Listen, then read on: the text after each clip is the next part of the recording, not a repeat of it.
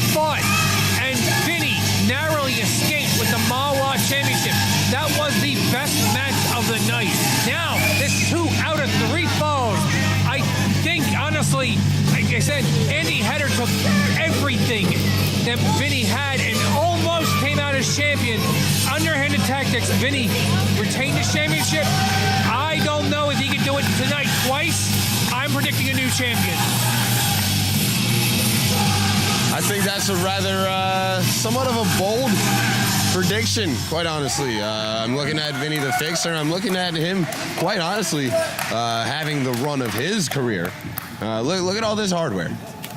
Yes, it's a lot of gold. The Mid-Atlantic Wrestling Alliance Championship, Dangerous Adrenaline Wrestling Gladiators Tag Team Championship, the Battle MAWA Cup. I guess he's overcompensating for the fact that his hockey team will never win the Stanley Cup. Ooh. Go Devils. But, he's a champion. I mean, him and Patch have dominated the dog tag team scene. They sure have. Dominated the MAWA singles scene. Absolutely. I mean, he's like I said, he's on the roll of his career. Another Renaissance man here in Vinny the Fixer. But not to be outdone though.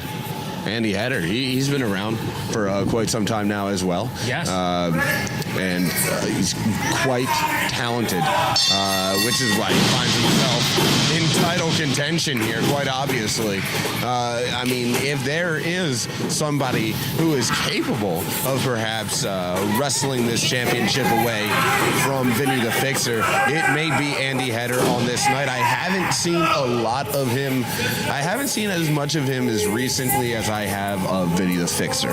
So I'm curious to see how the Andy Header remembering of yesteryear is now improved upon by today's Andy Header. MAWA is the only promotion in New Jersey that books Andy Header. He mostly wrestles out of Western Pennsylvania, even Central Pennsylvania. This is kind of a long trip for him. On the other hand, Vinny the Fixer is not that far away. He's coming from Cherry Hill, New Jersey. So I don't know if that's going to play a factor. Of course, wrestlers are used to the long travel schedules. They travel in the car, get in there, go on the road. At least the good ones do. But, I mean, but the thing is, sometimes having a home game makes all the difference. Vinny the Fixer, I think he credits his current streak, his current gold rush, if you will. He's actually switched to being vegan. He's cut out all meat from his diet. Is that a fact? Yes, he's cut out everything from milk, cheese. He loved pizza. He's Italian, you know. Mm-hmm. Everything. He's pure vegan diet now, and I think it has shown. He's definitely seemed a lot better when it comes to his endurance factor. I think that was something that was holding him back. He's been going longer matches recently. I think that's what he needed to just that little extra step that made him such a champion as he is today. Yeah, that's a real good point. I mean, you have sort of seen the transformation in Vinny the Fixer as of late, not only in terms of the in-ring results, but also in terms of, his body has changed for the better. His, like you said, his stamina has improved. His endurance has gotten there. And with all of that comes confidence, poise, relaxation. But right now, I wouldn't imagine he's feeling relaxed at all with Andy Header uncorking all of this offense right in a row. But Vinny the Fixer doing the smart thing, going to the outside, breaking the contact. Some of the other things I think that helped Vinny, and again, his renaissance and of his career right now, he was trained by the legendary WWF WrestleMania main eventer King Kong Bundy. Good pedigree. Yes. Right from Jump Street. Yes. He also, again, teaming with a veteran like Patch. Vinny, believe it or not, started very late in a pro wrestling career. He was well into his adulthood by the time he started. And what most people now would be like in their 30s, and where they would be, he's a little bit older. But I think that maturity, starting later, also helped him out. And why, unfortunately, didn't help him out block that drop kick. But I think that is why he's currently showing how good he is inside that ring. Right, and you know, with age comes wisdom as well. I mean, he's just figured out, you know, how to operate within the confines of that professional wrestling ring. You know, I watched Vinny the Fixer go toe-to-toe with Nunzio, and it was that match, I think, that when that epiphany, that change in Vinny the Fixer started happening after that match. Wow, look at it. Wow, look at this. What he's doing there, he's wrapping Andy Header up. I'm sorry to cut you off there. I mean, but we're seeing some masterful control of the lower body out of Vinny the Fixer, and it looks like he's going to do even more. Check this out. I've never seen a submission, any submission out of Vinny the Fixer. I mean, so here's something that we're seeing now, too. The evolution of his in-ring game. Yes. Pro wrestling really is a human battle of chess, a human game of chess. And I think right now we're seeing the Bobby Fischer of MAWA, Vinny the Fixer, just showing exactly why that mental acuity is very useful here in the world of professional wrestling. Ooh, he came in heavy and hard with that forearm right to the center of the back of Andy Header. And now here comes Vinny the Fixer with a well-placed elbow drop, right almost precisely to the same part of the back that he delivered that initial forearm. Well, again, this submission game is unusual with a hammer clutch. Hammer clutch. I get something new out of Vinny the Fixer. His style is very methodical. Kind of reminds me a lot of Greg the Hammer Valentine. No wasted motion by Vinny the Fixer. Nothing fancy, but he's just efficient and devastating. To me, it's truly a joy to watch. I mean, I don't want to say he's no frills in terms of it not being flashy, because it's flashy in a simplistic way. Yes. It's flashy in a way that works. It's flashy in a way that he preserves his body. But at the same time, wait a second here, Andy Header, see, just like that, Vinny the Fixer brings him right down. Maximum efficiency. Maximum efficiency, maximum effort. I spawned that one right out of my head. Nice shot. Ow.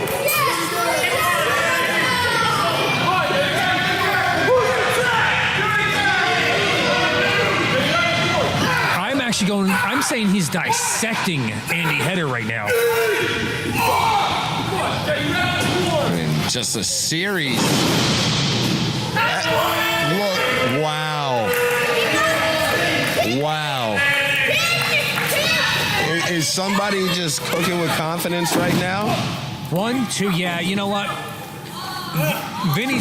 While he's not as experienced as his age would dictate, he knows better than that. He's been around. Oh, yeah.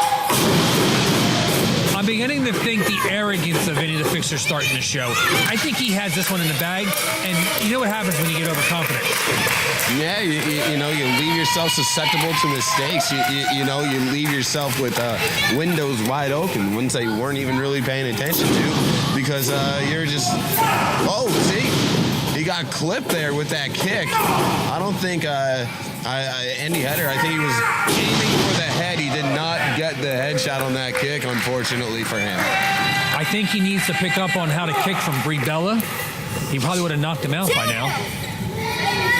I mean, I'll tell you what, Vinny the Fixer's pretty tall. I wonder about the leg extension of Andy Header. He's even able to get it up there. Oh, wow, he just took him down that time. He almost lost that sidewalk slam, but just had enough power to drop him, and he hit him on the hard part of that ring, the extra hard part. Yeah, and you know what? I think that really came across better for Vinny the Fixer than what he was, what you would think that he was intending on doing. A lot of times the wrestlers do a big pickup so they'd have a bigger distance for them to drop their opponent, whereas that time he just felt that, you know, that drop might be happening, and instead of dropping, he drove him down. Drove him down, yes. Into the heart, like you said. The closer you get to the edge of the ring, the less friendly that ring becomes. Yes. I'll just put it that way. That was a good thought on the spot there by Vinny the Fixer, I gotta say. he's been in the ring with some of the best in this business. Former NWA Tag Team Champion Apollo, I think he was also former WWC Universal Champion, Nunzio, the late, great Nikolai Volkov. I watched him go toe-to-toe with Glenn Osborne. Oh, man. Vinny's been in there with some great wrestlers, and it's showing. Andy Header did not hit all of that drop kick. I think he mistimed that. Yeah, I think he was a little bit short there. Only caught him with 1 foot there. And that's going to lead to the kick out there by Vinny the Fixer. I don't think that's a surprise at all. Andy Header, he's going to have to... I mean, see, the thing is this. Andy Header, he's been... at the disadvantage for most of this contest. Yes. So he's got to get his head back in the game. Maybe he's got to find his range again. You see that a lot of times in like basketball. Sometimes very good players, they can't find their range. They can't find their shot a little bit. It takes them a little while. And especially when you're getting clobbered by a guy the size of Vinny the Fixer, that's going to happen. That happens a lot in boxing, too. That's why you see many jabs trying to find that range. Oh, wow. Look at this pickup. Oh, my goodness. Dropped him down, sort of like an air raid crash air.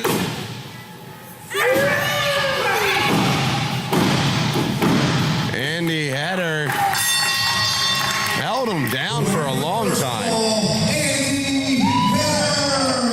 I think the first time Vinny kicked out, it was more instinctual. But the second time when he held him down, I noticed he kind of tightened his grip on a reverse cradle, and I think that was just enough pressure between that and the impact of the hold to hold Vinny down.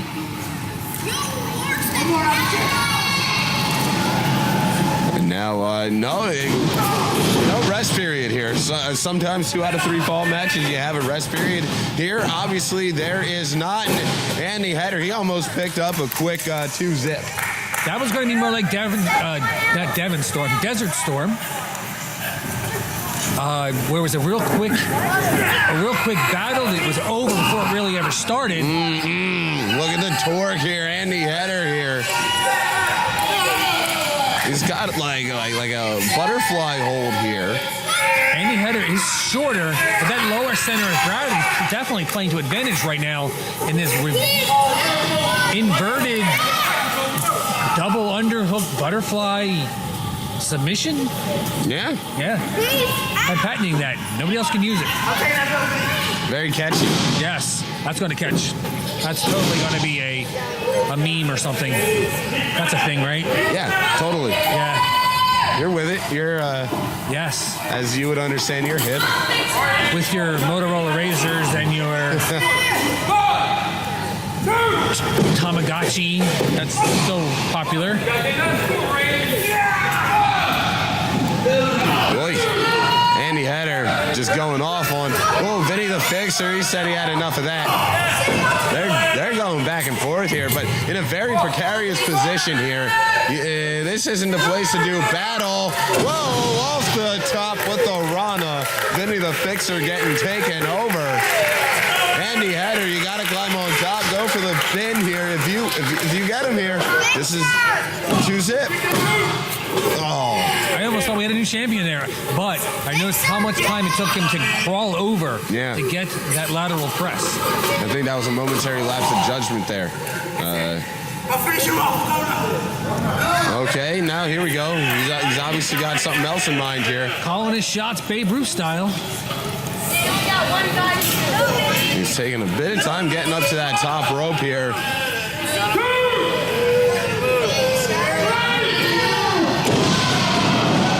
Vinny the Fixer lured him right in there. Playing possum of sorts. Yes. Lifting those knees up at the last second. I mean, of course, doing damage to himself. Vinny's having trouble getting up. He might have blown out that anterior cruciate ligament. I mean, it's very well possible. But Vinny the Fixer pulls himself up.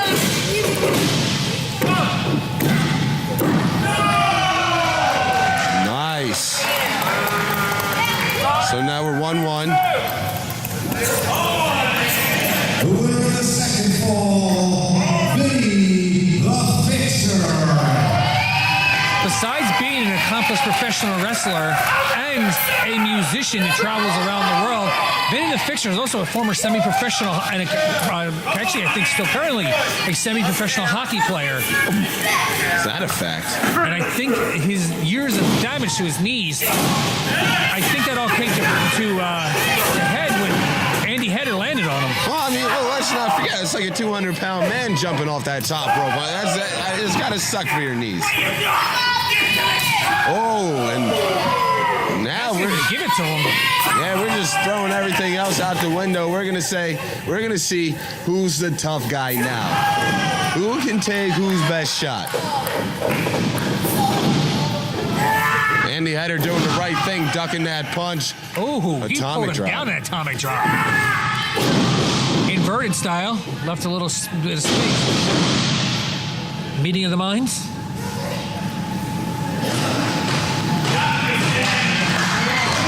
Andy Header with a flurry of offense, and now he's like trying to recompose himself.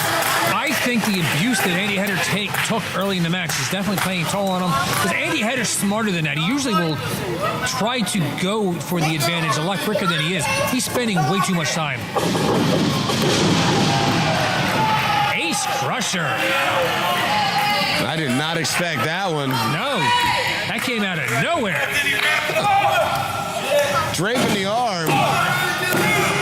Whoa, man, that was close.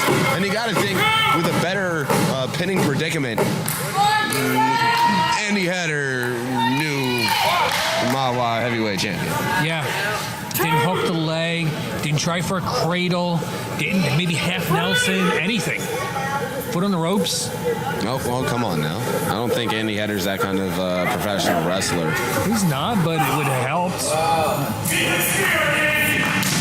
Oh, overhand chop that time. I think part of that caught Header in the face.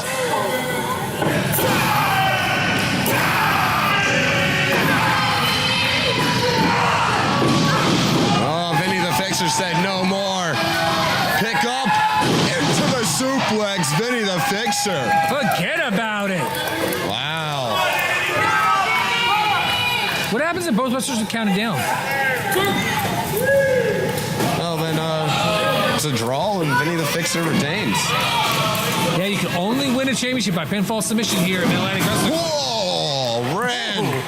Ran right through him, lariat style. Deep cover on this pin, and that's it. Wow. Is there such thing as an Italian sickle?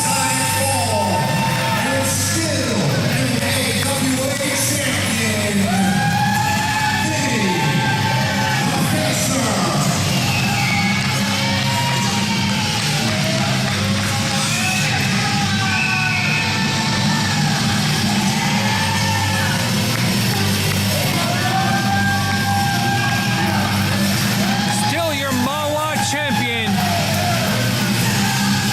But that was a lot like World War I, a true battle of attrition.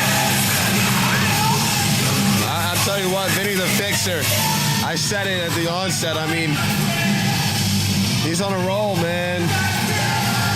What a match. Because I'll tell you, Andy Header certainly brought it at times to Vinny the Fixer. There were certainly times where Vinny the Fixer was in trouble, but this man, the champion, able to hold on to his championship gold.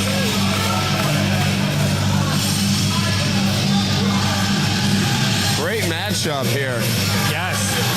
I'll tell you something, September Slugfest really living up to its namesake here tonight. I'm loving this show. It's great stuff. I got to be at MAWA more often. Yeah, I always enjoy myself here at Mid-Atlantic Wrestling Alliance. It's old school action with a new school attitude. And they got huge fans here.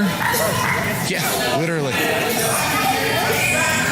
The coolest room in all of independent wrestling, Yes. by far. Yes. And I don't mean that in a bad way. It's a nice breeze we got going on in here. Nice venue we have here. And what we have here coming up, main event time.